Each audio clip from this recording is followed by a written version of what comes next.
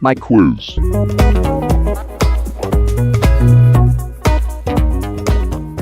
Combien d'années a duré la Révolution française?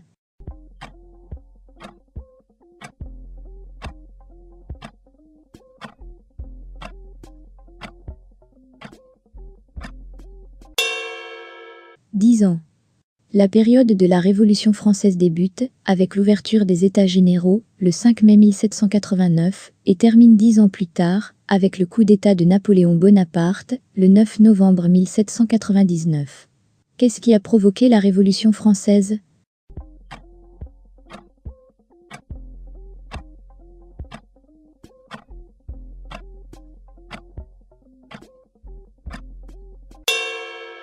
Toutes ces crises. Crise économique. Les récoltes sont mauvaises. La misère et la famine arrivent. Crise financière. Le budget de l'État en 1788 affiche un gros déficit. Crise politique. Contestation de la monarchie absolue. Crise sociale. Remise en cause de la société d'ordre.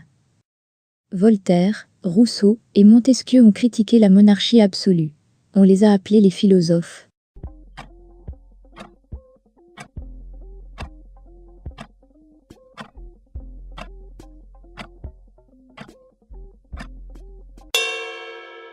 Des Lumières. Les philosophes des Lumières critiquent le rôle important de l'Église catholique dans la société, ainsi que la monarchie absolue. Ils rejettent l'idée que le roi soit le maître de ses sujets et puisse gouverner en ayant tous les pouvoirs. Quels sont les 3 ordres qui composent la société d'Ancien Régime à la veille de la Révolution française?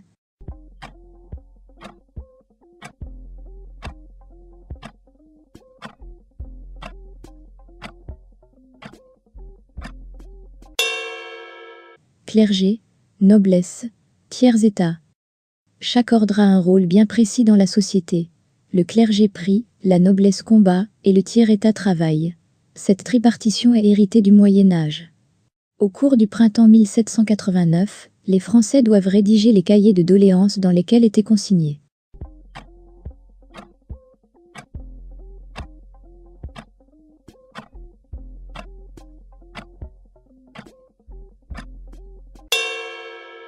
Les souhaits et les plaintes.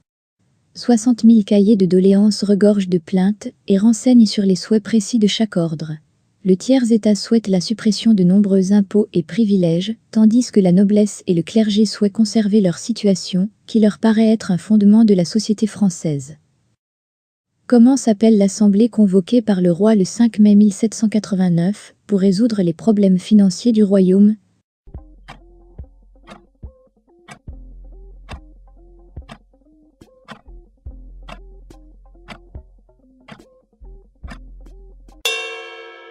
Les États généraux. Les États généraux du Royaume de France s'ouvrent à Versailles le 5 mai 1789. Cette assemblée des 3 ordres, clergé, noblesse et tiers-état, est convoquée par le roi pour régler la crise financière. Les 1139 députés réunis sortent très déçus de cette première séance, car ils réalisent qu'aucune des réformes proposées dans leur cahier de doléances ne sera sérieusement discutée. Le 20 juin 1789, lors du serment du jeu de paume, les députés font le serment de ne pas se séparer avant.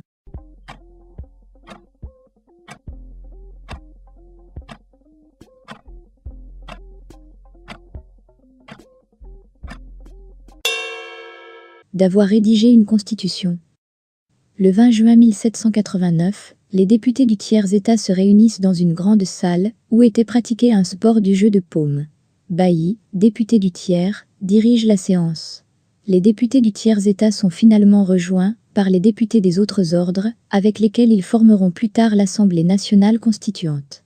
Ils sont bien décidés à en finir avec la monarchie absolue en adoptant une constitution. Le 9 juillet 1789, les députés se déclarent Assemblée nationale constituante et mettent fin à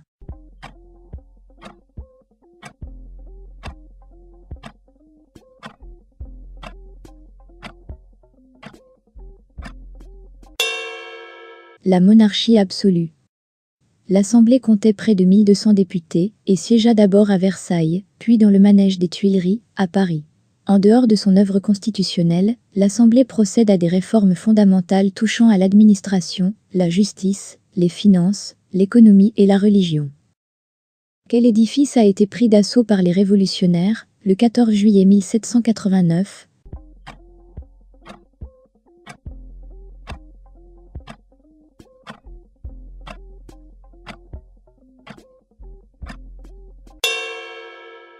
La Bastille.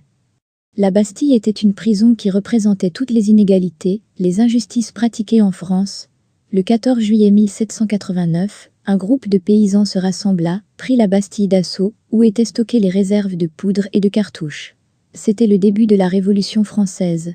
La prise de la Bastille est célébrée comme une fête nationale française, le 14 juillet. Suite au vote des députés de l'Assemblée nationale constituante le 4 août 1789.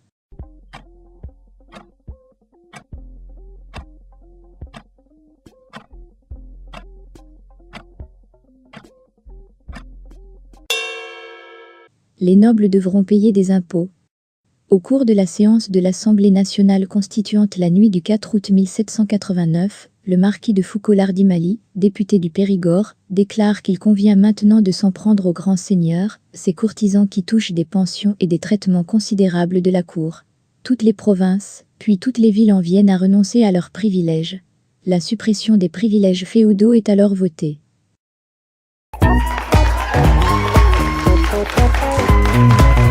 Mike Woods. Partage ton score dans les commentaires.